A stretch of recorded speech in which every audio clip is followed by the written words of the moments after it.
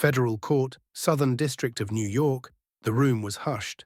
Reporters, court sketch artists, and legal analysts all leaned forward, pens poised, as Will Smith, Oscar winner, cultural icon, and longtime friend to Dwayne Johnson, took the witness stand.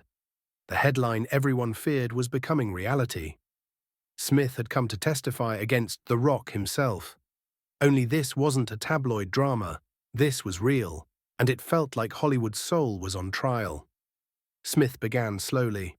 "I never thought I'd be here, but sometimes even the strongest bonds can break, when trust becomes control." He painted a picture of a years-long friendship that he claimed had soured into manipulation. According to Smith, what began as inspirational mentorship and collaborative projects gradually turned into what he described as quiet dominance. Invitations to exclusive events, career advice that felt more like orders, and a subtle pressure to align with Johnson's decisions. "I admired Dwayne, still do, but I realized at some point I wasn't living my life, I was surviving in his shadow." Gasps echoed in the courtroom. Smith continued, recalling a 2018 retreat in Costa Rica hosted by Johnson. There were no phones allowed. Security was tighter than any movie set I'd ever been on. And there were conversations. Conversations I wish I never heard. He alleged that Johnson had built a network of influence so powerful that no major decision in Hollywood was made without at least a whisper from his team. He didn't have to threaten you. He just had to look disappointed. That's all it took. Then came the proof. Smith's lawyers submitted emails, cryptic ones, from anonymous accounts allegedly tied to Johnson's management team. One message read, "This is a family. You don't walk away from family, not without consequences." The courtroom grew tense.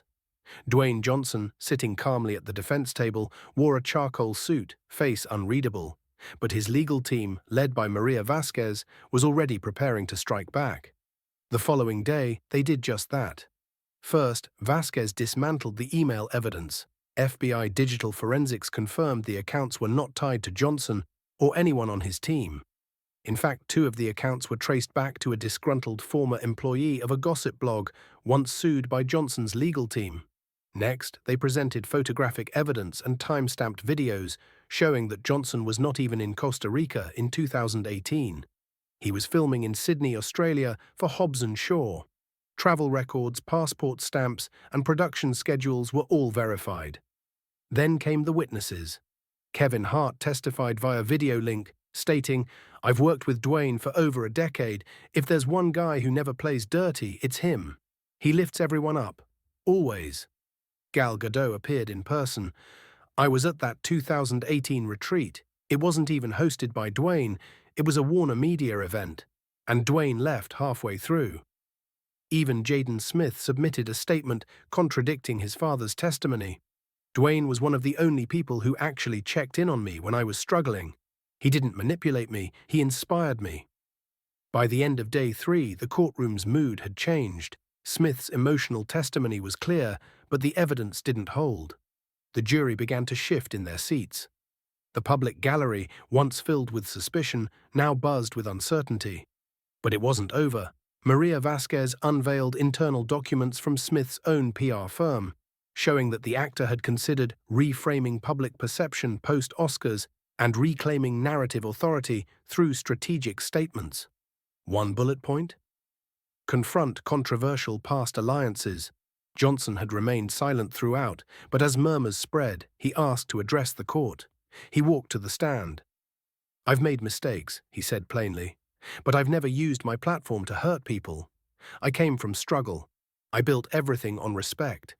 If I ever made Will feel small, I'm sorry for that. But I never controlled him. I never manipulated him." He paused. "You don't have to destroy someone to rebuild yourself." The room fell silent. Outside, protesters and fans mingled. Some held signs reading, "Truth rocks," while others still clung to doubt. But inside the courtroom, something had shifted. Dwayne Johnson was no longer on defense. He was simply standing, solid as ever, in his truth. The 4th day of testimony brought an unexpected development. Olivia Harper, Will Smith's lead attorney, attempted to redirect the jury's attention by introducing a set of confidential emails between entertainment executives. She claimed these emails showed that Dwayne Johnson had orchestrated the blacklisting of certain actors, including Smith, from major studio projects. But the documents quickly came under scrutiny.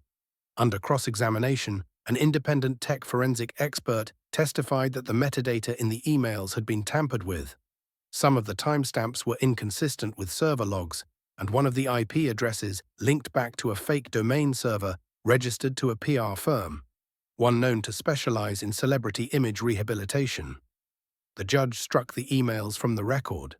That same afternoon, Dwayne Johnson's legal team shifted strategy. They stopped simply defending and began painting a clearer picture of the real dynamic. A long-standing friendship where Johnson had consistently supported Smith through personal and professional lows.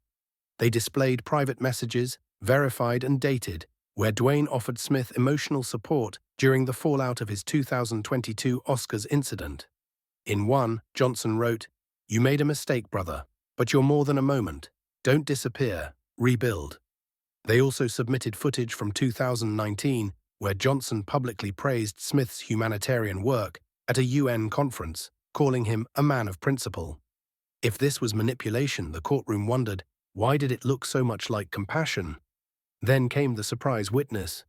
Cameron Blake, a former executive assistant who had worked briefly for both Smith and Johnson, testified that he witnessed no coercion or control from Johnson.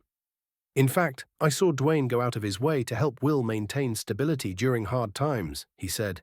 "He wasn't just a friend. He was a buffer against darker forces in the industry." The courtroom stirred. By now, public sentiment had begun to tilt dramatically. Social media buzzed not with hashtags calling for cancellation, but with open threads analyzing inconsistencies in Smith's timeline, gaps in his evidence, and a growing perception that this was less a criminal case and more a personal reckoning. Even news anchors who once doubted Johnson began changing tone. That evening, Johnson released a single statement to the press. "I won't fight lies with rage. I'll fight them with truth. And the truth is, I stood by Will when others walked away." As Day 5 began, Smith's team looked visibly worn, their next move questioning Dwayne's public persona. "He's built an empire on being likable, but does likability equal integrity?" Harper asked the jury. Maria Vasquez responded with swift clarity, "Integrity is what you do when the cameras are off. And we've shown who Dwayne Johnson is behind the curtain. Not a manipulator, a man who refused to strike back, even when attacked." Then came a critical moment. The judge allowed the jury to hear a recorded phone call between Dwayne and Smith from early 2023. In it, Smith was heard venting about the pressure of being seen as Hollywood's disappointment. And Johnson replied, "You don't owe anyone perfection, Will, just progress. Don't lose yourself trying to win them back." It was calm, compassionate, human. Will Smith put his head down on the bench. He didn't speak for the rest of the day. By the sixth day, the tone in the courtroom had changed entirely.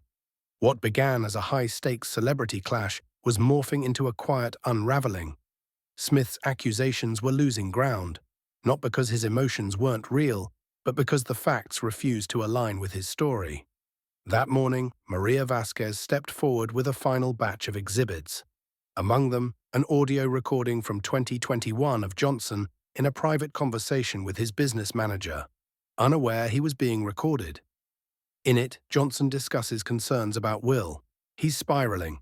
I don't know what he needs, space, help, or just someone to say enough. But I won't abandon him. Even if he comes after me, I'll take the hit." It wasn't the voice of a man controlling someone, it was the voice of a friend who cared. Courtroom attendees, journalists, spectators, even a few jurors, sat stunned. Then came Smith's cross-examination. For the first time, his certainty wavered. When asked directly if he had any physical evidence of blackmail from Johnson himself, he paused. "Number not from Dwayne directly," he said. A subtle shift, a single phrase. But it changed everything. Harper attempted to recover by redirecting focus to emotional impact. "Isn't it possible, Mr. Smith, that manipulation isn't always overt, that it can be atmospheric?" But the jury wasn't moved. By now, the weight of unsupported claims had begun to settle. What remained was a portrait of a friendship that had fractured under fame, ego, and silence, not abuse. On day 7, Johnson declined to offer closing remarks. His lawyer did instead. Dwayne Johnson doesn't need a defense. His life has been lived in the open. The people who know him, really know him, stood up here, not because they had to, but because they believed in who he is. The final evidence came in the form of donation records. In 2022 alone, Dwayne Johnson donated over $11 million to youth rehabilitation programs, many under the radar. No publicity, no branding. The jury deliberated for only 6 hours. Verdict: not guilty on all counts. As it was read aloud, Smith did not protest. He simply nodded, turned to his legal team and whispered, maybe this was never about him. Outside, Dwayne Johnson approached the media for the first and only time. I didn't come here to win, he said. I came here to close a door, with love, not with fire. Then he walked to his car, opened the door, paused, and looked back, only once. Not in triumph, but in peace. Months passed. The industry, as it always does, moved on. But something fundamental had shifted. In backlot trailers and agent offices, in green rooms and award galas, people whispered less about scandals and more about standards.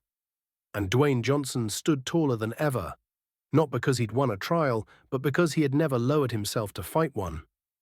In a rare speech at the International Humanitarian Leadership Summit, Johnson addressed a crowd not of fans or press, but of young leaders from around the world. His message was simple: you can have power without corruption. You can have fame without cruelty. And when you're tested, because life will test you, remember, the only thing you carry with you forever is your name. He paused. Make sure it means something. The room rose in a standing ovation. Meanwhile, Will Smith retreated from public life, not in shame, but in reflection. In a later published memoir, he wrote, "There were days when I thought I was the victim, and days when I feared I was the villain. But Dwayne, he didn't try to rewrite my story, he just refused to be erased from it."